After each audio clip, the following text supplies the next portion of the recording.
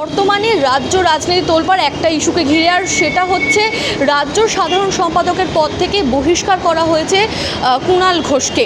এই ইস্যুকে নিয়ে কি মন্তব্য করতে চাইছেন দলের অন্যান্য নেতা নেতৃত্বরা, আর তা জানতেই আজ আমরা পৌঁছে গিয়েছি পানিহাটি পৌরসভায়। এই মুহূর্তে আমরা দাঁড়িয়ে রয়েছি পানিহাটি পৌরসভার অন্দরে, যেখানে আমরা কথা বলে নেব এই ইস্যুকে নিয়ে পানিহাটি পৌরসভার ভাইস চেয়ারম্যান সুভাষ চক্রবর্তীর সঙ্গে। নমস্কার দাদা, প্রথমেই যেই প্রশ্নটা আপনাকে করতে চাইবো সেটা হচ্ছে, এখন কুণাল ঘোষ শিরোনামে রাজ্য রাজনীতি তোলপাড়, তার রাজ্য সাধারণ সম্পাদকের পদ খোয়া গেছে, হারিয়ে গেছে। বিজেপি প্রার্থী, উত্তর কলকাতার বিজেপি প্রার্থী তাপস রায়ের প্রশংসা করেছিলেন একটা অরাজনৈতিক মঞ্চে, তারপরেই তার রাজ্য সম্পাদকের পদ হারিয়ে গেল। বিরোধীদের সঙ্গে সৌজন্যে কি তার এই শাস্তি প্রাপ্য ছিল? না, ব্যাপারটা হচ্ছে যে নির্বাচনের সময় সৌজন্যটা অন্য জিনিস। নির্বাচনের সময় আমি আমার যে দলে আমি থাকি সেই দলের বিরুদ্ধে গিয়ে বা সেই দলের বিরোধী পক্ষকে আমি যদি প্রশংসা করি তাহলে নির্বাচন হ্যাম্পার্ড হয়। এটা দলের ব্যাপার, আভ্যন্তরীণ ব্যাপার।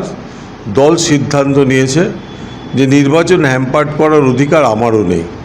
আমি দল করি বলে আমি অন্য দল, এখানে যদি আমি সিপিএমের পক্ষে কিংবা বিজেপির পক্ষে গিয়ে কথা বলি তাহলে সে অধিকার দল আমাকে দেয়নি। এটা কুণাল ঘোষের ঠিক কাজ হয়নি। তার জন্য অবশ্য কুণাল ঘোষ বলেছে আমি দলে আছি, দলে থাকবো, এটা বলেছে। এটা নিয়ে দলের আভ্যন্তরীণ ব্যাপার, দল সিদ্ধান্ত নেবে। দলেরও একটা ডিসিপ্লিন আছে, তো সেই ডিসিপ্লিন ব্রেক হলে দল তো তার একটা সিদ্ধান্ত নেবেই। সেই সিদ্ধান্ত এটা সঠিক সিদ্ধান্ত বলে আমি মনে করি। এই যে দাদা আপনি বললেন, এরা কুণাল ঘোষও বলেছে যে আমি তৃণমূলে আছি, থাকবো এবং পরবর্তীতে থাকার চেষ্টা করব। উনি কিন্তু একবারও বলেননি আমি থাকবো, থাকার চেষ্টা করবো বলছেন। এই যে উনি একটা চেষ্টার ব্যাপারটা টানছেন, কি হিসেবে নিচ্ছেন এটাকে? না না, চেষ্টা করব মানে কি, আমি এখন দেখুন আমার বাড়ি, আমি বাড়ির মধ্যে বসে আমি ন্যাংটা হয়ে পাগলামি করতে পারি না। এটা কিন্তু বাড়িটা আমার। অনেকে বলে বা আমার বাড়ির মধ্যে আমি যা ইচ্ছা তাই করতে পারি না। ঠিক তেমনিভাবে দলের মধ্যে শৃঙ্খলাবিহীন অবস্থায় আমি কথাবার্তা বলবো সেটাও আমার পক্ষে সঠিক নয়। সুতরাং সেই জন্যই পারবে দল সিদ্ধান্ত নেবে। যদি দ্বিতীয়বার এরকম হয় বা তিনি যদি দেখা যায় যে একই কাজ করে যাচ্ছে তখন দল সিদ্ধান্ত নেবে। ভোটের মুখে মুখ্যমন্ত্রী মমতা বন্দ্যোপাধ্যায় লক্ষ্মী ভাণ্ডার 500 থেকে বাড়িয়ে 1000 টাকা করেছেন। এরপর একাধিক জনসভা থেকে বিরোধীরাও মন্তব্য করছে যে তারা জিতলে তারাও লক্ষ্মী ভাণ্ডার করবে 3000 টাকা। না না, বিরোধী মানে কি? বিজেপি বলেছে বন্ধ করে দেবো, 3 মাসের মধ্যে বন্ধ করে দেবো জিতলে। বিরোধী মানে কি? বিরোধী মানে সিপিএম যদি জিতেই পারতো তাহলে কেরলায় দিচ্ছে না কেন? কেরলায় 1000 টাকা কেন? 100 টাকাও তো দিচ্ছে না লক্ষ্মীর ভাণ্ডার বা মেয়েদের হাতে। তাহলে সিপিএম যদি আজকে এখানে বলে, এটা তো মিথ্যা প্রতিশ্রুতি দিচ্ছে দেখা যাচ্ছে। যে আজকে তার যে রাজ্যে ক্ষমতা আছে, বিজয়ন যে এখানে মুখ্যমন্ত্রী, তিনি তো আজ পর্যন্ত ঘোষণা করেনি যে মেয়েদের হাতে আমি টাকা তুলে দিলাম বা মেয়েদের জন্য এই সুবিধা দিলাম। মমতা বন্দ্যোপাধ্যায় মহিলাদের ক্ষেত্রে যে সুবিধাগুলো দিয়েছে সেই সুবিধাগুলো আজ পর্যন্ত কোনো রাজ্যে কেউ দেয়নি। সুতরাং এগুলো তো মিথ্যা প্রতিশ্রুতি। এগুলো বলে তো বিরোধীদের মিথ্যা প্রতিশ্রুতি দেওয়ার স্বভাব। ভোট আসলে দেয় ওই করে দেবো, তারপর দেখা যায় ওই যে পুজোর সময় দেখেন না সমস্ত দোকানগুলো বসে ফুটপাতে, ওই পুজোর পর তারা তো উঠে যায়, তাদের খোঁজও পাওয়া যাবে না। আজকে 21 সালের পর সিপিএমকেই আবার দেখা যাচ্ছে। সিপিএম কী করেছে? 34 বছর ক্ষমতায় থেকে মানুষকে মারা ছাড়া তারা কি করেছে? কোন দেশের কোন উন্নতিটা করেছে? সুতরাং এগুলো মিথ্যা প্রতিশ্রুতি, এগুলো নিয়ে ভাববার কোনো কারণ নেই। কিন্তু অমিত শাহ থেকে শুরু করে যোগী আদিত্যনাথ অনেকবার আমাদের রাজ্যে এসে জনসভা করেছেন। তারা একটা বারও কিন্তু মুখ্যমন্ত্রী মমতা বন্দ্যোপাধ্যায়কে কড়া ভাষায় আক্রমণ করতে ছাড়েননি। এমনকি তারা এও বলেছেন যে বাংলা দিন দিন দুষ্কৃতীদের আখড়া হয়ে উঠছে এই মুখ্যমন্ত্রীর জন্য। কি বলবেন? না, এটা একটা বিবেচনা করা উচিত দেখুন, দুষ্কৃতীদের আঁকড়া হয়ে উঠছে অন্যরা বলছে, কিন্তু সাধারণ মানুষ বলছে না। বা যেসব রিপোর্ট গভর্নমেন্ট প্রকাশ করেছে সেই রিপোর্টে কিন্তু পশ্চিমবাংলার দুষ্কৃতীদের আঁকড়া এটা দিচ্ছে না, বরঞ্চ এটা দিচ্ছে যে পশ্চিমবাংলায় রাত্রি 12টার সময়ও মেয়েরা বা মানুষ ভালোভাবে হাঁটাচলা করতে পারে। এই রিপোর্ট কিন্তু গভর্নমেন্টের রিপোর্ট, এটা আমাদের রিপোর্ট নয়, কেন্দ্রীয় সরকারের রিপোর্ট। সুতরাং ওটা কোনো কথা নয়। কিন্তু দুষ্কৃতি যেখানেই হচ্ছে সেখানেই কিন্তু মমতা ব্যানার্জির সাথে সাথে টেকেন অ্যাকশান, সে অ্যাকশান নিচ্ছে এবং প্রয়োজনে তাকে দল থেকে বার করে দিচ্ছে। কিন্তু আজ পর্যন্ত কোনো দল বা কোনো রাজ্যের সরকার, আমি তো বলবো যে ওই হাতরসের যে ঘটনা ঘটেছে বা উত্তরপ্রদেশে যেগুলো সবসময় ঘটছে, ন্যাংটা করে মারছে, বা ধরুন মণিপুরে যে ঘটনা ঘটেছে, আজ পর্যন্ত কোনো অ্যাকশন হয়েছে?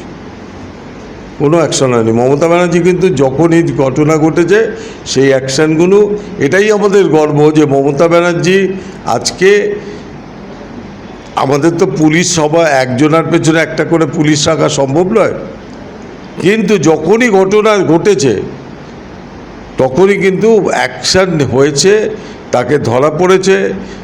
এই দেখুন, সিবিআই শাহজাহানকে ধরতে পারেনি, বেঙ্গল পুলিশ ধরেছে।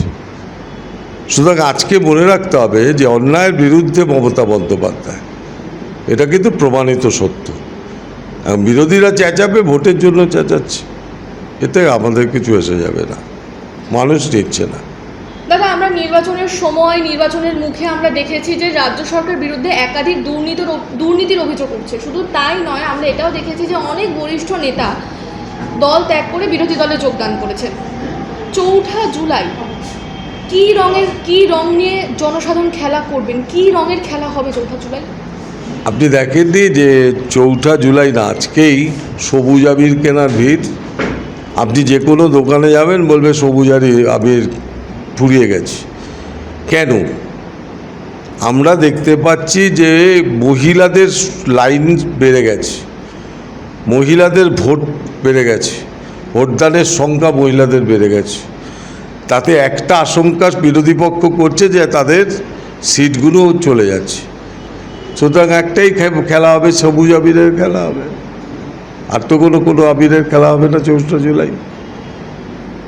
আচ্ছা, এবার একেবারে আপনার প্রশ্ন, সেটা হচ্ছে যে একেবারে বাম আমলে 34 বছর যে বাম জমানা ছিল, ঠিক সেই সময় দল অর্থাৎ তৃণমূল দল আপনাকে ট্রেড ইউনিয়ন কংগ্রেসের দায়িত্ব দিয়েছিল, আর আপনি নিষ্ঠার সঙ্গে সেই দায়িত্ব পালনও করেছেন।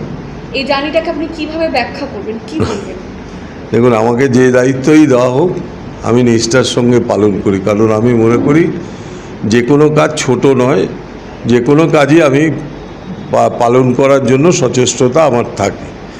আমি ট্রেড ইউনিয়নের দায়িত্ব পেয়েছিলাম দমদম কেন্দ্রের, দমদম উত্তর 24 পরগনার আমি দায়িত্ব পেয়েছিলাম, এবং সেখানে দাঁড়িয়ে এই যে আপনার সামনেই আপনার সাথে এসছে এই নরহরি নাম আমরা ডাকি, যেটা সেটা তো ওর নাম নয়, নামটা হচ্ছে কি নরহরি না নরহরি তারক রায়, ও আমাদের সাথে ছিল। আরও অনেকে ছিল, যেমন কিরণ ভট্টাচার্য ছিল। তা এখন আমার নাম নেই, আমাকে সবাই হেল্প করেছে, কিন্তু এর মালিক তো আর হেল্প করতে পারে না, কোম্পানির মালিক। তবুও দেখা গেছে অনেক কোম্পানির মালিক কিন্তু সহযোগিতা করেছে আমাদের, মানে বিভিন্ন জায়গায় অনেক কোম্পানির মালিক সহযোগিতা করেছে, লড়াই করতে সাহায্য করেছে। যার জন্য আমি ট্রেড ইউনিয়ন যখন করতাম, আমি ট্রেড ইউনিয়নের, আমার নেতা ছিল শোভনদেব চট্টোপাধ্যায়, তিনি আমাকে ট্রেড ইউনিয়ন, আমি মনে করি উনি আমার গুরু ট্রেড ইউনিয়নের। উনি আমাকে শিখিয়ে দিতেন কোন লাইনে গেলে কী কাজ হয়, এবং আজও আমি শোভনদেব চট্টোপাধ্যায়ের কাছের থেকেই আমার যতটা সাহায্য নেওয়ার নেই, এবং তিনি আমাকে সাহায্য করেন। সুতরাং এই ট্রেড ইউনিয়নের ব্যাপারে, ট্রেড ইউনিয়ন সততার সাথে চালিয়েছে শোভনদেব চট্টোপাধ্যায়, এটা আমরা দেখেছি। তারপর এখন আমি ট্রেড ইউনিয়নে নেই, আমি ট্রেড ইউনিয়নের খোঁজও রাখি। কিন্তু এখনো সেই দিনগুলো ভাবলে তো নিশ্চয়ই একটা নস্টালজিয়া। না, নস্টালজিয়া তো আছে। আমি ছাত্র পরিষদ যখন করতাম আমি সেই দিনগুলো ভাবি। আমি মহাজাতি সদনে মাথায় ইট বেঁধে শুয়েছি। প্রিয়দাস মুন্সি, সুব্রত মুখার্জিরা ওখানে থাকতো, আমরাও থাকতাম। আমরা ছাত্র পরিষদ যেভাবে করে এসেছি, আমরা যেভাবে কংগ্রেসের মধ্য থেকে লড়াই করেছি, আমরা সেগুলো নস্টালজিয়া এখনও ভাবি।